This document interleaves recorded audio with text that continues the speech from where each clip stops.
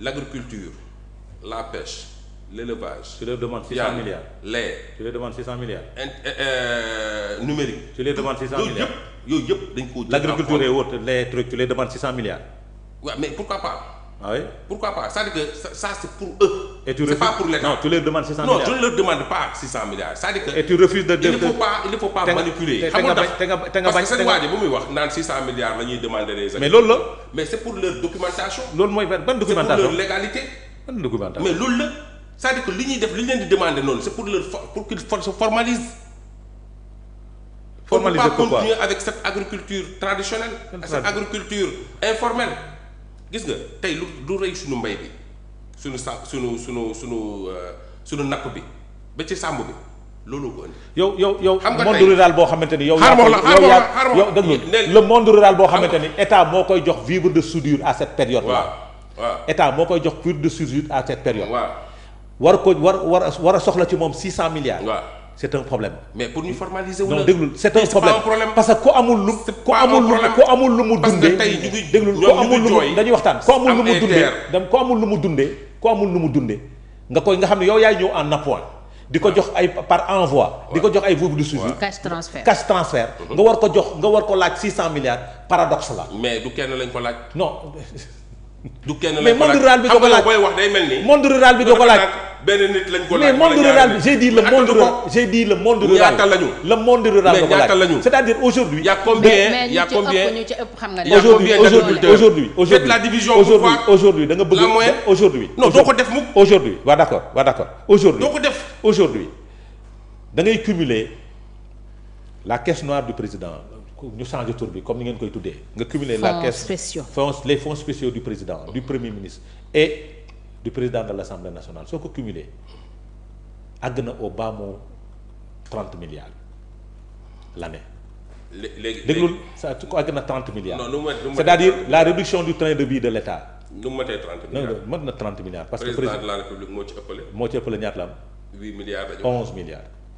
8 milliards la ñu wax. 11 milliards dañ la nekk 11. 11 milliards demal nga lire loi de finances initiale bi demal nga lire ko. Allez-y. La primature c'est 9 milliards demal nga lire ko.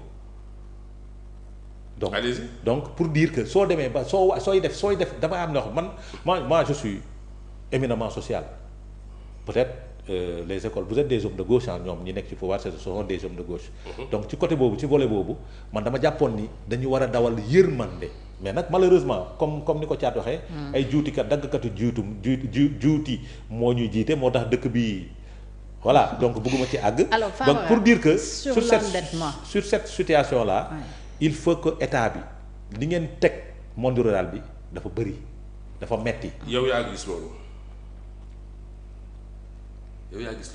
baax na. mais ñoom lañ ca mën a gagné. duñ ci gagné dara liñ ci mën a gagné. liñ ci mën a am. duñ ci gagné dara. non dafa nag liñ ci mën a gagné liñ ci mën a am moo ëpp fuuf lañ leen di laaj pour que ñoom pour mu dellusiwaat ci ñoom parce que en réalité lañ leen di laaj pour état bi pour ñoom la en réalité. déedéet day dem ci fonctionnement état bi. si bon de toutes les façons man li may wax mooy gis nga ce qu'il faut saluer c'est la transparence. Quelle transparence? ba ngay bañ. Quelle transparence? non ci rapport d'exécution.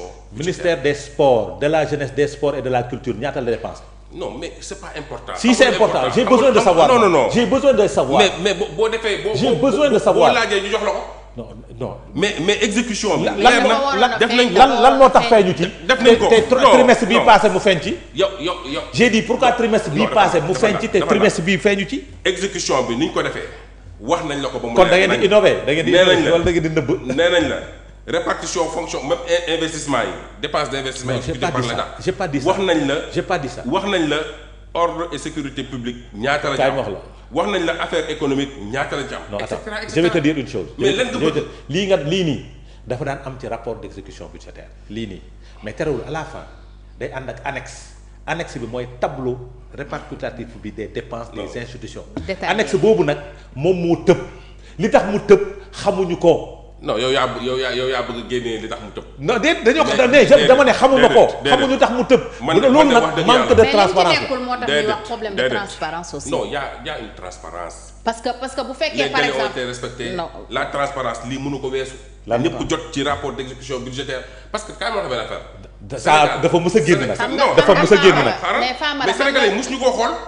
xamul koo def débat. xamul tax. transparence moo tax tey. est-ce que tu sais que dafa mës a génn le ministère des finances a toujours fait son boulot par rapport à la sortie de rapport budgétaire. xam nga Adama Fall. daf ko mës a def transparence tey ñëpp daf ko mës a def mën a wax ba mu des yenn. xam nga nag kaay ma wax la. xam nga lu tax xamul sénégalais yi jëlee ñu fi ñee. xam nga lu tax sénégalais yi jëlee fi ñee. Famara xam nga lu tax sénégalais yi jëlee. 5000 plus presque 4850 milliards yoo xam ne. waaw jaar leen ko circuit normal. waaw ci ndoddu sénégalais te yëguñu ko. waaw nga ñëw taxaw di wax transparence. la dette cachée liiral rapport bi. c'est une dette cachée. déedéet. la présumée dette déglu déglu baax ni ma la dama ne. dama lay delloowaat ci rapport d'exécution. waaw liiral la rapport. waaw. nga xam ndax di nga utiliser le concept de dette cachée ils l'ont appelé dette bancaire. waaw mais loolu la. ils l'ont dit dette bancaire. mais dette bancaire la. non déglu rek waaw déglul les mots ont leur sens. non validé par l'Assemblée nationale loolu du dettu état. ay parapublic la. ay société nationale privée la. port ci la bokk. port ci la bokk port ci dette bancaire boobu ci la bokk. xanaa liroo rapport Cour des comptes. waaye rapport Cour des comptes amul. amul. comme lu ñu téye lan la lu tax lu Cour des comptes génnee comme lan la. la Cour des comptes lu mu def dafa auditer les finances publiques. mais rapport bi am na. non j'ai dit. mais Cour des comptes dafa auditer finances publiques waaw wala déet. mais finance ministère des finances. déedéet bu ko joxee da koy authentifier. déedéet. moom mooy. la Cour des comptes a audité un rapport entre guillemets. entre guillemets je dis bien entre guillemets de l'IGF. man li may wax je pèse bien mes mots. entre guillemets de l'IGF. parce que gëmuma ko. non j'y crois pas. mais tu es libre. déglu baax dama ne. mais Cour des comptes moom. maintenant suñu bëggoon loolu yëpp leer. déglul suñu bëggoon et puis c'est pas la Cour des comptes. c'est une chambre de la Cour des comptes. qui ne répond pas à la Cour des comptes. j'ai dit qui ne répond pas au nom de la Cour des comptes. pourquoi. c'est une chambre de la Cour des comptes. mais chambre boobu rapport boo fi gis déglul. chambre boobu moo ko mës a def. mais ce rapport devait être validé par la Cour des comptes. mais Cour des comptes moo ko validé. déedéet mën na génne au nom de la Cour des comptes ba pare. non Adama Adama munoo gëmloo sénégalais yi. Famara Cour des comptes génne. la ngaamu dafa metti nag la ngaamu dafa metti. déedéet pour terminer parce que la ngaamu dafa metti. xam nga tey. la ngaamu moo metti. non ñun jéemuñu la ngaamu. yaa ngi la ngaamu. xalaatuñu la ngaamu. xam nga def ay seetlu du la mere. la ngeen di def nii. ay dem du la mere garaawul du la mere tu fais bientôt boulot. la ngeen di def nii c'est-à-dire que moo tax got juddu. du got parce que da ngeen nekk ci manipulation. grande offensive des alliés pour le triomphe du projet. xam nga manipulation ba ngeen def nii ñun moom la ñuy. qu'est-ce que la Cour des comptes moom la ñuy xeex ki jiite Cour des comptes lan la wax. chambre des affaires financières bu nekk Cour des comptes. lan la wax moom mës a saytu mbir mi. waaw te moom moo koy traité. waaw su ko traité bu ko traité génne ko au nom. de la Cour des comptes oh là. déedéet. quand même déedéet. la Cour des comptes dafa am kilifa. yow nga yaakaar ni Cour des comptes dafa am kilifa. qu'est-ce que la ki jiite Cour des comptes lan la wax. qui est un magistrat libre lan la wax. waxal li mu wax. lan la wax. li mu wax vidéo bi dafa viral fii ils ne sont pas comptables. Cour des comptes deful audit. deful audit dafa ne deful audit. la Cour des comptes n'a pas fait l'audit.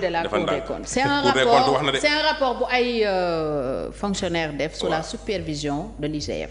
ce débat non je suis pas d'accord. on va pas le ramener non je suis pas d'accord. waaw d'accord la. c'est la chambre sañoo sooy d'accord ñoo soo demee sa ndaje ba ñu dal sa kaw.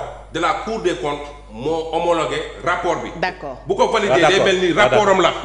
d'accord léegi on avance Famara. ma dernière question porte sur l'endettement. Mobiliser nañ 1600 milliards en 6 mois alors que vous nous aviez vendu la souveraineté financière Sénégal dafa war